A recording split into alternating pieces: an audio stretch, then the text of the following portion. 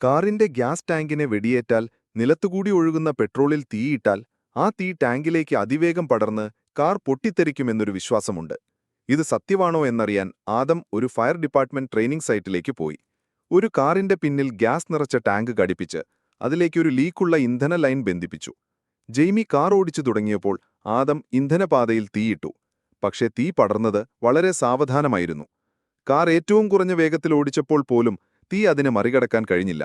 അടുത്ത പരീക്ഷണത്തിനായി അവർ വലിയൊരു ഇന്ധന ലൈൻ ഉപയോഗിച്ചു. ഇത്തവണ തീ സാവധാനം കാറിനടുത്തെത്തി. ലീക്കുള്ള സ്ഥലത്തെത്തിയപ്പോൾ തീ പടരുന്നത് തടയാൻ ആദത്തിനൊരു ഫയർ എക്സ്റ്റിങ്ക്വിഷർ ഉപയോഗിക്കേണ്ടി വന്നു. അപ്പോഴാണ് അവർക്കൊരു കാര്യം മനസ്സിലായത്. ടാങ്കിനോട് അടുക്കുന്തോടും തീയുടെ വേഗത കൂടി.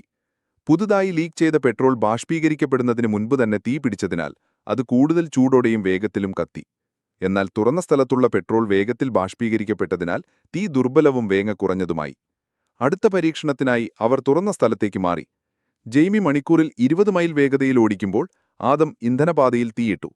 തീ ഏകദേശം 100 അടി ദൂരം കാറിനെ പിന്തുടർന്നെങ്കിലും പിന്നീട് വേഗത കുറഞ്ഞ് കെട്ടുപോയി. ഇത് പെട്രോൾ എത്ര വേഗത്തിൽ ബാഷ്പീകരിക്കപ്പെടുമെന്ന് കാണിച്ചു തന്നു. അവർക്കൊരു ചോദ്യം കൂടി ബാക്കിയുണ്ടായിരുന്നു. തീ ടാങ്കിലെത്തിയാൽ അത് പൊട്ടിത്തെറിക്കുമോ? നിരാശാജനകമെങ്കിലും അതിനുള്ള ഉത്തരം ഇല്ല എന്നായിരുന്നു. ടാങ്ക് മുഴുവൻ തീയിൽ നിറഞ്ഞപ്പോഴും ഒരു സ്ഫോടനവും ഉണ്ടായില്ല.